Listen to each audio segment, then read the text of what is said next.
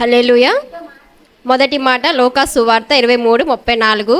యేసు తండ్రి వీరేమి చేయుచున్నారో వీరెరుగరు గనుక వీరిని క్షమించమని చెప్పాను. ఈ వాక్యం దేవుడు దీవించును గాక. గల తండ్రి దేవా, నీ బంగారు పాదం పట్టుకొని వేడుకుంటున్నాం తండ్రి. నాయన ఇదిగో తండ్రి ప్రభావ మొదటి మాట చదువుతున్నప్పుడు తండ్రి ప్రభావ నన్ను మీ సహాయం చేశారు తండ్రి దేవునికి కొందనాలు. అలాగే తండ్రి ప్రభావ నాన్న మొదటి మాట వివరించినప్పుడు తండ్రి ప్రభావ నాన్న మీ నోటికి మోరగా ఉంచండి.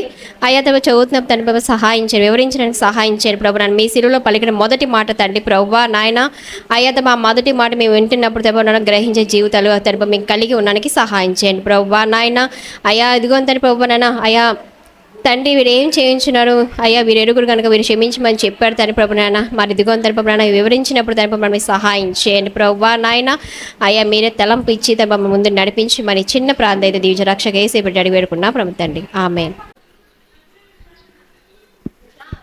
స్తోత్రం నాయన. తండ్రి యేసయ్యా నాయన ఇదిగో నాయన మొదటి మాట ప్రభువా మరి సిలువలో పలికిన తండ్రి మొదటి మాట మేము నాయన చెప్పుటకు నాయన ఇదిగో నాయన ఇక్కడికి నాయన అర్హత పొంది సిద్ధపడి ఉన్నాం నాయన.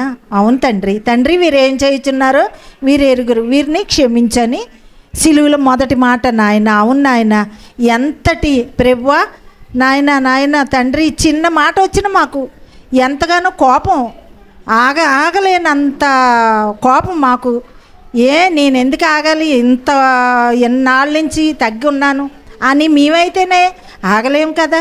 అలాంటిది నాయన మిమ్మల్ని ఎంతగానో హింసించారు, బాధించారు, పిడిగుద్దులు గుద్దారు. అయినప్పటికీ నాయన మీరు మా కొరకు నాయన తండ్రి వీరేం చేయుచున్నారో వీరిని తెలీదు, వీరిని క్షమించని సిలువలో మీరు పలికారు నాయన మొదటి మాటగా నాయన. నాయన ఆ మాటను మేము తలపోసుకుని తండ్రి నాయన నాయన ఇదిగో నాయన మేము అర్హతగా నాయన మా అందరం నాయన 7 మాటలు కూడుకొని ధ్యానించి యోగ్యత భాగ్యం మా అందరికీ దయచేయమని ఈ చిన్న ప్రార్థన బంగారు పాదాల దగ్గర చేర్చుకోమని యేసయ్య నామం పేరట వేడుకుంటున్నాను పరమ తండ్రి. ఆమేన్. ఈ చిన్న అవకాశం ఇచ్చినందుకు దేవుడికి వందనాలు. రెండో మాట లోక సువార్త 23:43. అందుకు ఆయన వానితో నీవు నాతో పరదేశంలో ఉందువని నిశ్చయంగా చెప్పుచున్నాను అనేను. నీకు వందనాలు యేసయ్యా తండ్రి సృష్టికర్త, నీకు స్తోత్రాలు చెల్లిస్తున్నాను ప్రభువా. ఆకాశం మీద ఆశీర్వైన గొప్ప దేవుడు నాయన. ఇదిగో తండ్రి నాయన పశ్చాత్తాపడిన హృదయం మా దయచేయండి నాయన. ఇసుక దొంగ నాయన యేసయ్యా అయ్యా పశ్చాత్తాపడి ఉన్నాడు తండ్రి ప్రభువా నాయన. ఇదిగో తండ్రి నాయన ఇప్పుడే నాయన పరదేశంలో నాతో కూడా ఉంది అని నాయన యేసయ్యా మీరు పలికి ఉన్నారు ప్రభా. గొప్ప ధన్యతనిచ్చావు నాయన. నీకే వేలాది ఉదయపూర్వక కృతజ్ఞతాస్తుతులు చెల్లించుకుంటూ మహిమ ఘనత ప్రభావాలు మీరే పొందుకోమని నజరేయుడైన యేసునామములో అడిగి స్తుతించి ప్రార్థించి వేడుకున్నాను పరమ తండ్రి. ప్రార్థనా మందిర మరి సంఘం ద్వారా సేవకునిగా రెండో మాట నాకు ఇచ్చారు. మరి చాలా సంతోషం పాస్టర్ గారికి, రమాదేవి గారికి, అలాగే సంఘస్థులకి. ఎందుకంటే మరి సిలువలో పలికిన ఆ రెండో దొంగల గురించి ఆ వాక్యం నాకు ఇచ్చారు. చాలా సంతోషం. ఇంకా ఈ సంఘాన్ని ఇంకా దేవుడు అత్యధికంగా దీవించి ఆశీర్వదించాలని పాస్టర్ గారికి, వారికి ఇచ్చిన ఇద్దరు కుమారులు, కోడళ్ళు, బిడ్డలు కూడా దీవించాలని ప్రభు పేరట మనవి చేసుకుంటూ ఈ మాటలు ముగిస్తున్నాను. Praise lord. యేసు తన తల్లియును తనను ప్రేమించిన శిష్యుడు దగ్గరకు నిలుచుటకు చూచి అమ్మా ఇదిగో నీ కుమారుడును అని తన తల్లితో చెప్పెను. తరువాత శిష్యుని చూసి ఇదిగో నీ తల్లి చెప్పెను. ఆ గడియలలో ఆ శిష్యుడు ఆమె తన ఇంటికి వచ్చెను. హలో దేవా, నీకు వందనాలు ప్రభా. తండ్రి ఎంతసేపు తండ్రి మేము స్తుతించడానికి ప్రార్థించడానికి నువ్వు ఇచ్చిన ఈ సమయాన్ని బట్టి నీకు వందనాలు ప్రభా. తండ్రి యేసయ్య పాటల్లోని వాక్యం చెప్పడంలోని మీ కృప దయచేశారు ప్రభా. మా అందరి పట్ల నీ కృప నీ కాపుదలను ఉంచినందుకు నీకు వందనాలు ప్రభా. ఈ చిన్న ప్రార్థన నీ పాసన్ని చేర్చుకో యేసునామమున అడుగుచున్నాను తండ్రి. ఆమేన్. దేవునికి స్తోత్రం. ఆయన శిలువ మీద పలికిన మూడవ మాట కుటుంబ బాధ్యతలు. తన తల్లిని పిలిచి ఇదిగో నీ కుమారుడు అని యోహానికి అప్పచెప్పి ఆ తల్లిని అప్పచెప్పుడు, అలాగే కుమారుని పిలిచి ఇదిగో నీ తల్లి అని చెప్పేసి యేసుప్రభు కుటుంబ బాధ్యతలు అప్పగించి అంత బాధలో కూడా శిలువ మీద తన కుటుంబ బాధ్యతను నెరవేర్చిన దేవుడు ప్రభు అయిన యేసుక్రీస్తు వారు. ఈ మాటలు దేవుడు దీవించునుగాక. స్తోత్రం పరిశుద్ధుడైన తండ్రి నీకు నా దేవ ఎందుకు నన్ను చేయి విడిచితివి తండ్రి. ప్రభువ తండ్రి, కుమార, పరిశుద్ధాత్మ దేవ, శ్రమల్లోనూ బాధల్లోను వేదల్లోనూ నాయన నన్ను చేయి విడకుండా పట్టుకుంటూ ప్రభువ తండ్రి. ఇలిసియా ప్రార్థనా మందిరం అంతా నాయన చెయ్యి విడవనకుండా ప్రభువ ఎక్కువ మంది ఎక్కువ తప్పిపోయిన వారందరూ వచ్చేటట్టు చేయమని అడుగుతున్నాను తండ్రి. ప్రార్థన విజ్ఞాపనలు ప్రతి ఒక్కరూ ఆత్మ పొందేటట్టు విన్న వాక్యం హృదయంలో నాటుకునేటట్టు చేయమని అడుగుతున్నాను తండ్రి. ప్రభువా యేసయ్యా ఇదిగో తండ్రి, ఈ శుక్రవారం 2025లో ఉన్న సజీవుల్లాకలు ఉంచినందుకు నీకు వేలాది వందనాలు తండ్రి. ప్రతి బిడ్డ ఆశీర్వాదాలతో చిన్న బిడ్డల కానించి వృద్ధాప్యంలో ఉన్న యవ్వనస్తులు ప్రతి ఒక్కరు మారు మనసు పొంది స్వస్థత చేకూర్చమని అడుగుతున్నాను తండ్రి. ప్రతి విషయంలో సహాయంగా ఉండేటట్టు చేయమని, ఈ గృహాన్ని కాపాడమని, ఈ గృహమును నడుపుతున్న వాష్ట్రమ్మ గారిని, తన పిల్లల్ని, మనవల్ని, మనవరాల్ని, ప్రతి కుటుంబాన్ని, తన రక్త సంబంధికుల్ని ప్రతి ఒక్కరిని దేవులతో లేవనెత్తినట్టు చేయమని యవనస్తుల ప్రతి ఒక్కరిని చెడు వ్యసనాలకు బానిసవ్వకుండా కాచి కాపాడమని అడుగుతున్నాను తండ్రి. నేను ఇన్ని దినాలు ఇక్కడ ఉండాలో తండ్రి. ప్రభా నీ చిత్తంగా ప్రభా ఎడుము తట్టి ఎడతట్టి పడకుండా ప్రభా ప్రతి వారి ప్రేమించే బిడ్డగా ఉండేటట్టు దూషించే బిడ్డ కాకుండా ప్రేమించే బిడ్డలు నా రుణాలన్నీ తీర్చి నాకు సహాయం చేయమని ఈ చిన్న ప్రార్థన యేసు పరిశుద్ధ నామములో అడుగుతున్నాను తండ్రి. ఆమె సిలువలో పలికిన 4వ మాట. ఇంచుమించు 3 గంటలప్పుడు యేసు ఏలి ఏలి లామా సబత్కాని అని బిగ్గరగా కేకవేశాను. ఆ మాటకు నా దేవా నా దేవా నన్నెందుకు చేయి విడిచితివని అర్థము. కన్నీటి వేదనతో ప్రార్థన చేసే అనుభవం మాకు దయచేయగా. యేసయ్యా నీకు వందనాలు తండ్రి.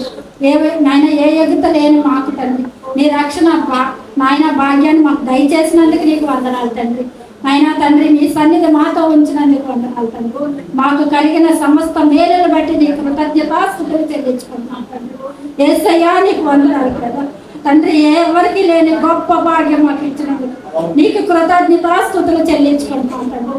ఇంకా ఎంతో మంది ప్రభా తండ్రి నిన్ను తెలుసుకోక తండ్రి ఉంటున్నారు ప్రభా. వాళ్ళందరినీ మీరు దర్శించారు, ఒక్కొక్క కుటుంబాన్ని మీరు దర్శించారు ప్రభా. యేసయ్యా నీకు వందనాలు ప్రభా. అయినా తండ్రి నాకు ఇంక నువ్వు ధైర్యపరచు, ప్రార్థన జీవితం నాకు దయచేయండి. యేసయ్యా నీకు వందనాలు తండ్రి. దేవాది దేవా నీకు స్తోత్రాలయ్యా. పరిశుద్ధాత్ముడా నీకు వందనాలు ప్రభు. దేవా ఈ చిన్న ప్రార్థన పాద సన్నిధికి చేర్చుకో. యేసు పరిశుద్ధ నామమున అడుగుచున్నాను యేసయ్యా. మంచిది, చక్కగా ప్రార్థించిన పార్వతమ్మ గారికి, అలాగే ఈ వాక్యం చదివిన శ్రావణి ఆ సహోదరికి ప్రత్యేక వందనాలు. ఇది వివరణ, కొన్ని మాటలు వివరిద్దాం.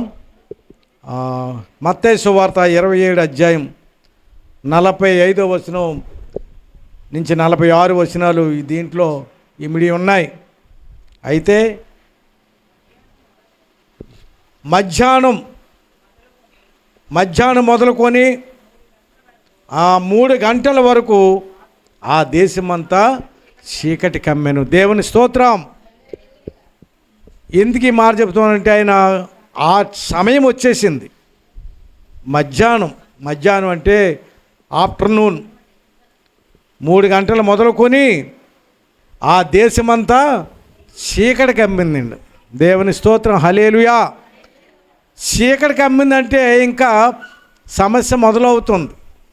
ఎందుకంటే యేసు ప్రభు తన తండ్రికి తన ఆత్మను అప్పగించే సమయం వచ్చింది. ఏమన్నాడంటే అక్కడ మరి ఇంచుమించు 3 గంటలప్పుడు యేసు ఏలి ఏలి లామా సబక్తాని అని బిగ్గరగా కేక వేశాడు. దాని మాట కూడా నా దేవా నా దేవా నన్ను ఎందుకు చెయ్యి విడిచితివి. చాలాసార్లు మన చెయ్యి కూడా విడిచిపెట్టి స్టేజ్కి మనం తెచ్చుకుంటున్నామేమో. జాగ్రత్త సుమా. నన్ను ఎందుకు చెయ్యి విడిచి 22వ కీర్తన మొట్టమొదటి వచనం ఒకసారి చదువుదామా? కీర్తన 22 మొట్టమొదటి వచనం. హల్లెలూయా. హల్లెలూయా. తీశారు ఎవరైనా? నా దేవా, నా దేవా, నీవు నన్ను ఎలా విడనాడితివి, నన్ను రక్షింపక, నా ఆర్తధ్వని వినక నీవేళ దూరంగా ఉన్నావు. చూడండి చూడండి ప్రియమైన సహోదరులారా, ఆ స్మాల్ చిల్డ్రన్స్ ఉంటారు, లిటిల్ చైల్డ్స్ ఉంటారు, చిన్న చిన్న పిల్లల్ని ఆ తండ్రి ఏం చేస్తాడు, చేయబట్టుకుని నడిపిస్తూ ఉంటాడు. ఈవెన్ రోడ్డుకి వెళ్ళినా, లేకపోతే మార్కెట్కి వెళ్ళినా, ఎక్కడికి వెళ్ళినా, ప్రేయర్ సెంటర్కి వెళ్ళినా ఆ బిడ్డలు విడవకుండా పట్టుకుంటాడు. ఎందుకు ఆ బాధ్యత? అది తండ్రికి ఉండవలసిన బాధ్యత. దేవుని స్తోత్రం. అందుకంటే ఇప్పుడు ఈ సమయము సృష్టికర్త అయిన యేసుప్రభుకే వచ్చింది. నా దేవా, నా దేవా, నన్ను ఎందుకు చెయ్యి విడిచేవయ్యా. సమ్ టైంలో చెయ్యి కూడా విడిచిపెట్టేసి తల్లిదండ్రులు ఉన్నారు, చెయ్యి కూడా తోసేసి బిడ్డలను కూడా ఉన్నారు. రీసెంట్గా మనకు తెలిసింది కదా, కర్నూలు జిల్లా ఏమంటే రాంగ్ రిలేషన్ పెట్టుకున్న తల్లి 3 పిల్లల్ని ఏం చేసింది, ఊపిరాడక టబ్బులో మిండి చంపేసిందండి. ఒక తల్లి అలా చేస్తే ఇంకేంటి దాని అర్థం? ఇక్కడ అంటున్నాడు, అయ్యో లాభా లాభా సబక్తాని, నా దేవా, నా దేవా, నన్ను ఎందుకు చెయ్యి విడిచావు, ఎందుకు చెయ్యి విడిచేసావు? ఎందుకంటే ఎంతవరకు యాడట్టు ఫాదర్ తండ్రి యేసుప్రభుతో ఉన్నప్పుడు చెయ్యి విడిచే సమయం వచ్చింది. అందుకని నాడు ఇంచుమించు 3 గంటలప్పుడు, అంటే అక్కడ యేసు శిలువ మీద మరణించుటకు ముందు ఆయన ఏమన్నాడంటే, ఇంచుమించు 3 గంటలప్పుడు యేసు ఏలి ఏలి లాభా సబక్తాని. దేశమంతా ఏమైపోయిందంట, చీకటి అయిపోయింది, చీకటి కమ్మేసిందండి. హల్లెలూయా. ప్రియమైన సహోదరులారా, మన చెయ్యి విడవకుండా ఉండాలంటే మన ఎక్కువ ప్రార్థనలో ఆయనకి సహవాసం దగ్గరగా ఉండాలి. అప్పుడు మనం ఎక్కడికి వెళ్ళినా ఆయన హస్తం మన మీద ఉంటుంది. అందుకే అంటాడు, రక్షింపకుండా నేరనట్లు నా హస్తము కొరస కాలేదు, చిన్నది కాదు. విననేరకున్నట్లు నా చెవులు మందం కాలేదు. మీకును మాకును మీ పాపములు అడ్డుగా వస్తున్నాయి అంటున్నాడు. దేవుని స్తోత్రం. ఎందుకు చేయి విడిచిపెట్టే దేవుడు కాదు మన దేవుడు.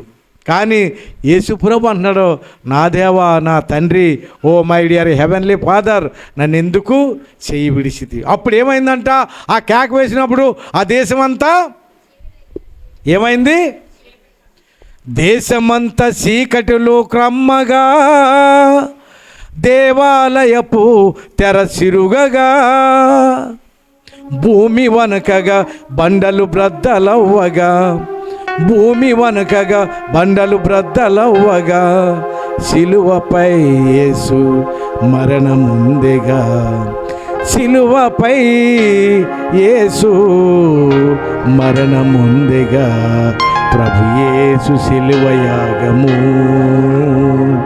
మానవుల పాప పరిహారము, ఘోరమైనది బహుభారమైనది, ఘోరమైనది బహుభారమైనది, అవనిలో ఎంతో అవమానమైనది, ప్రభు యేసు సిలువయాగము.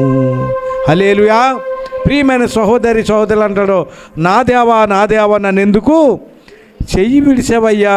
ఎందుకంటే ఆయన విడిచిపెట్టేది అందుకాడు, నిన్ను విడువను ఎడబాయను, నీతో నేను సదాకాలం ఉంటున్నాడు. ప్రియమైన సహోదరులారా, ఈ 4వ మాట ద్వారా ఆయన బిగ్గరగా కేకవేసి, ఆయన నన్ను ఎందుకు చెయ్యి విడిచావు అన్న, విడిచిపెట్టి దేవుడు ఎందుకు ఎలా చేసావు అని చెప్పేసి ఆయన ప్రాధేయపడుతున్నాడు. ప్రియమైన సహోదరు, ఇంచుమించు 3 గంటలప్పుడు యేసు ఏలి ఏలి లాభా సబక్తానని కేకవేసి ఉన్నాడు. ప్రియమైన సహోదరు, అంత మాత్రం కాదు కానీ ఇంకో మాట చెప్పింది ముఖ్యం. అప్పుడు యేసు గొప్ప శబ్దంతో కేకవేసి, తండ్రి, నీ చేతికి నా ఆత్మను అప్పగించుకుంటున్నానని ఆయన ఇలాగ చెప్పి ప్రాణం విడిచాడు. ప్రియమైన సహోదరి, ఈ సిలువలో 4వ మాట ఏంటంటే, విడిచిపెట్టే దేవుడు కాదు, కానీ యేసు ప్రభు తన తండ్రిని అడుగుతున్నాడు, ఎంతవరకు నాతో ఉన్నావు కదా, నన్ను ఎందుకు చెయ్యి విడిచావు. ఓ కుర్రోడు, ఓ తండ్రి కారు కొనుక్కున్నాడు, కొత్త కారు. ఆ కుర్రోడు వెళ్ళి ఆ ఒకే కొడుకు వెళ్ళి ఏం చేస్తున్నాడట, ఆ కారు మీద ఏదో రాస్తున్నాడు. మరి కారు మీద రాస్తే ఏమనుకుంటాడు తండ్రి, కోపం రాదా? వచ్చాడు, ఎంత పని చేసావు, అది దగ్గర 16 లక్షలు వెళ్ళి అది ఎంఎంబి ఏం కారు, ఏ కార్లు ఇప్పుడు వచ్చినాయి పెద్ద పెద్ద కార్లు, బిఎం కార్లా అండి, బిఎండబ్ల్యూ కార్లు అట. ఆ ఏళ్ళు ఇలా పెట్టమన్నాడు ఆ కుర్రోడిని. ఏం చేస్తున్నాడంటే ఈ ఏళ్ళన్నీ చెదగొట్టి అతను కర్రెచ్చుకుని కొట్టేశాడు. డాడీ వైఆర్ హీటింగ్ ఎందుకు నన్ను కొడుతున్నావు అన్నప్పుడు చెదగొట్టేసి వెళ్ళిపోయినప్పుడు నేనేం రాశానో మీకు తెలిసా డాడీ అంటే, అప్పుడు ఏమైందంటే ఆ కుర్రోడు డాడీని చేయి బట్టికి తీసుకెళ్ళాడంట, చేయిలు బాధతోటే. ఆ కారు మీద ఏమని రాశాడంటే I love you my daddy అని రాశాడట. హల్లెలూయా. ఏమన్నాడు, నా తండ్రి అంటే నాకు ఎంతో ప్రేమ, నిన్ను ప్రేమిస్తున్నాను. ఓరే నాయన ఈ మాట ముందు చెప్పుంటే ఈ ఏళ్ళు చెదగొట్టబోదును. ఇప్పుడు ఏం చేస్తాడు, ఇంకా పొలం చెయ్యి విడిచేస్తుంటారు ఒకసారి తల్లిదండ్రులు. వినకపోతే ఏం చేస్తారంటే నీ కర్మ అంటారు, చెప్తారు వినకపోతే, కానీ ఇది అలా కాదు కదా అని అన్నాడు. నా చెయ్యి ఎందుకు విడిచావయ్యా. హల్లెలూయా. ప్రియమైన సహోదరులారా, అందుకే ఈ మాట అంటున్నాడు ఆయన. అప్పుడు యేసు గొప్ప శబ్దం అంటే యావత్ ప్రపంచమంతా మంచి సౌండ్ మామూలు కాదు. అటు తరువాత సమస్తమును అప్పటికి సమాప్తమైందని యేసు ఎరిగి లేఖనం నెరవేరినట్లు ఆయన ఏం చేశాడంటే, ఇదిగో నా దేవా నా చేయి. అందుకే విడివని దేవుడు నీవే నా మంచి యేసయ్యా పాడుతుంటారు కదండి. అంటే విడిచిపెట్టే దేవుడు కాదు మన దేవుడు. ఎప్పుడు ఈ దేవుడు సదాకాలం మనతో కూడా నివాసం చేసే దేవుడు. కానీ యేసుప్రభుకి ఆ శోధన వచ్చిందంటే ఆయన రాజ్యానికి వెళ్ళే ముందు ఈ శిలువ మీద శ్రమ 4వ మాట ఇటు రీతిగా మాట్లాడి ఉన్నారు. ఇప్పుడు 5వ మాట